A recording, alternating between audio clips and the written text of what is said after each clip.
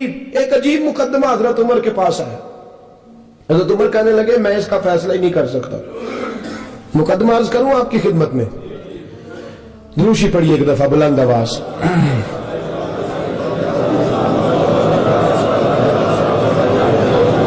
حضرت عمر فاروق رضی اللہ تعالیٰ عنہ کا زمانہ ہے تو کیس آیا. ایک شخص نے 4 ایکڑ زمین بیچی, دوسرے نے خریدی.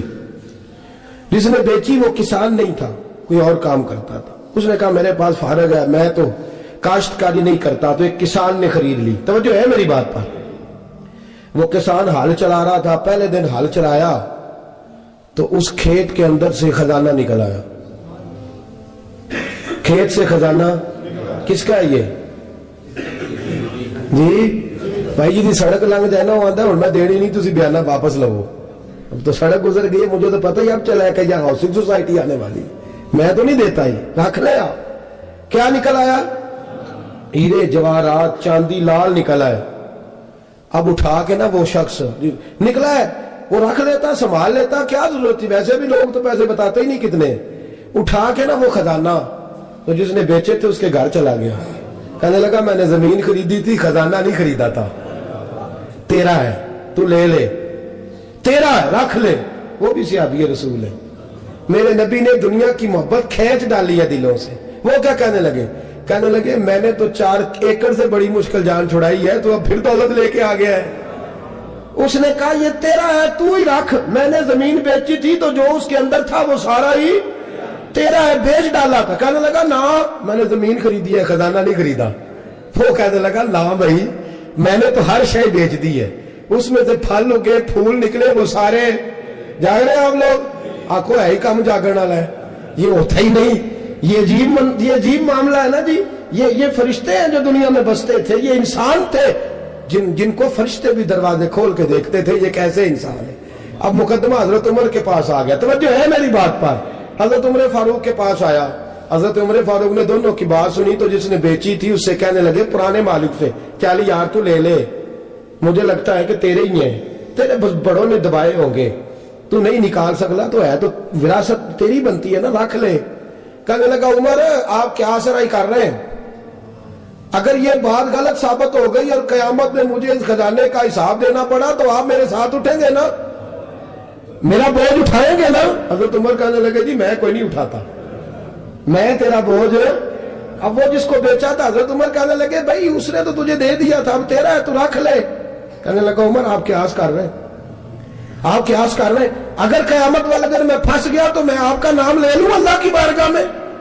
حضرت فاروق اعظم نے نا سر پکڑ لیا, فرمایا میں فیصلہ ہی نہیں کرتا, تم حضرت ابی بن کعب کے پاس جاؤ رضی اللہ ہو.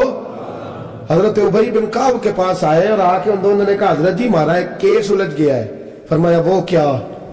وہ صحابہ تھے جن کی ہر صبح صبح عید ہوتی تھی, خدا کا قرب حاصل تھا, نبی کی دید ہوتی تھی. حضرت ہمارا کیس الجھ گیا ہے, حضرت عمر سے فیصلہ نہیں ہوا, آپ مہربانی. فرمانے لگے وہ کون سا کیس ہے جو عمر فاروق سے فیصلہ نہیں ہوا؟ وہ کون سا کیس ہے؟ کہ حضرت جی یہ معاملہ ہے. توجہ ہے میری بات پر؟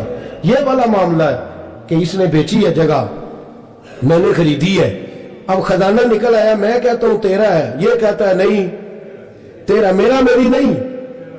جی یہ کون سا دور ہے؟ بولے نا وہ کون سا دور تھا؟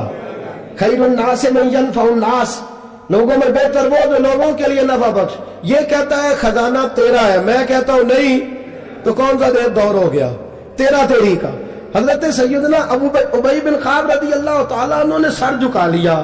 کہنے لگے میں فیصلہ کیا کروں, میں بہت بڑا قاضی ہوں پر یہاں میں بھی الجھ گیا ہوں. اب فیصلہ سنو, خوبصورت فیصلہ. حضرت ابی بن کعب اس سے پوچھتے ہیں بیچنے والے سے تیرے بچے کتنے؟ کہنے لگا جوان بیٹا ہے. خریدنے والے سے کہتے ہیں تیرے کتنے بچے ہیں؟ اس نے کہا جوان بیٹی ہے.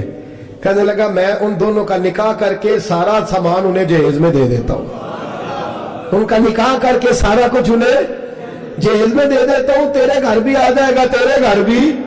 یہ فیصلہ سیدنا ابی بن کعب رضی اللہ تعالیٰ عنہ نے دیا. لوگ رو رہے تھے, کہہ رہے تھے کیا بات ہے اس فیصلے کی, کیا بات. ایک نوجوان تھا مینا کے بازار میں, دوڑا جا رہا ہے, ایک بابا جی اس کو ملے, بزرگ. تو ان بزرگوں کے اس نے, توجہ ہے میری بات پر آپ, उन बुजुर्गों की थैली उसने अशरफियों वाली छीन ली, छीन के दौड़ गया, काफी आगे चला गया तो गिर गया। जब गिरा तो नजर आना बंद हो गया। लगाओ, अल्लाह के वली की बेदबी हुई, इसलिए नजर आना बंद हो गई, बेदबी हो गई, बड़ा परेशान हुआ, सख्त आजमाइश का शिकार, क्या करूं, किधर जाऊं। जब बड़ी सख्त तकलीफ के अंदर वो गिरफ्तार हुआ तो लोगों से कहने लगा, मेहरबानी करो, मुझे बाबा जी से माफी ले दो। गिरा जो उनकी निगाह से वो संभल नहीं सकता। अल्लाह वालों की बेदबी अल्लाह को बड़ी नापसंद है, अल्लाह वालों की बेदबी अल्लाह को बड़ी नापसंद है, इससे जरूर बचे। अल्लाह ताला हमें बचने की तौफीक अता फरमाए। पकड़ के बाबा जी के पास लाए, बाबा जी माफ कर दें, आपकी वजह से आंखें चलेंगी। बाबा जी कहने लगे, नहीं मैंने तो बद्दुआ दी नहीं। तो वो कैसे? कहने लगे, मेरे साथ जब कोई मुसलमान ज्यादती करता है तो मैं फौरन ही माफ कर देता। कहा जी मेरे लिए दुआ कर दे। दुआ की, बाबा जी की आंखें ठीक, बाबा जी ने दुआ की, नौजवान की आंखें सही हो गई। लोग चले गए तो वो नौजवान करीब बैठ गया, कहने लगा, बुजुर्गो आपने जो कहा मैंने मान लिया, पर एक बात मेरी समझ में नहीं आई। कहा वो क्या? कहा आप कहते हैं मेरे साथ कोई मुसलमान भी ज्यादती करता मैं फौरन माफ कर देता हूँ। फौरन तो माफी दी जाती नहीं, दी जा सकती नहीं, थोड़ी देर तो बंदे के दिल को तकलीफ रहती है। आपने जो नहीं ना बात, लोग बरीकी में जाते हैं ना बहुत सारे। कहा जनाब बंदे के दिल में थोड़ी देर तो तकलीफ है, फिर कोई लड़ाई हो जाए तो कहते हैं अभी नहीं मैंने जाना, जरा बात ठंडी हो जाएगी तो फिर, अभी तो बड़ी चोटें लगी है, बड़ा मसला बना है। ये शौरी तौर पे लोग ऐसा करते हैं। कहा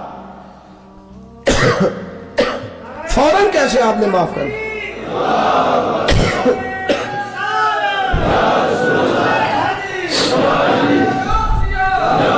कहा फौरन कैसे माफ कर दिया? तो बाबा जी कहने लगे, मुझे अपने नबी से प्यार ही बड़ा है सल्लल्लाहु अलैहि, हम इश्क के बंदे हैं, क्यों बात बढ़ाई है, मोहब्बत बड़ी है रसूल रहमत से, पर मैं क्या बात है। बाबा जी कहने लगे, मैंने हुजूर की एक हदीस पढ़ ली है, अब जो मुसलमान भी ज्यादती करता है मैं फौरन माफ कर देता हूं। कहा वो क्या हदीस? सुने मेरे दोस्तों, और बुजुर्गों की सोच देखें कहां तक जाती है। और बुजुर्ग कहने लगे, अल्लाह के रसूल सल्लल्लाहु अलैहि वसल्लम ने फरमाया है कि जब तक मेरे सारे उम्मती जन्नत में नहीं जाएंगे मैं भी नहीं जाऊंगा, जब तक सारे नहीं जाएंगे मैं भी। तो बाबा जी कहने लगे, देखना तेरा मेरा झगड़ा है, अगर ये झगड़ा हुजूर के पास जाएगा, अल्लाह की बारगाह में जाएगा, फिर इसका फैसला होगा, फिर ये मुकदमा लड़ेगा, फिर ये केस चलेगा, जब फैसला होगा तब तक मेरे रसूल पाक जन्नत में नहीं जाएंगे, बैठे रहेंगे।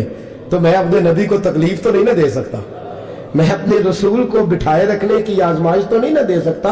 लिहाजा जो मुसलमान भी ज्यादती करता है मैं फौरन ही माफ कर देता हूं, ताकि मेरे महबूब को कोई तकलीफ, मैं तेरे और अपने बारे में सोच नहीं रखता, मेरी सोच तो हर वक्त जाते रिसालत पे लगी रहती है, मेरा ज़हन तो हर वक्त मेरे महबूब की तरफ लगा रहता है, हर वक्त मैं हुजूर के बारे में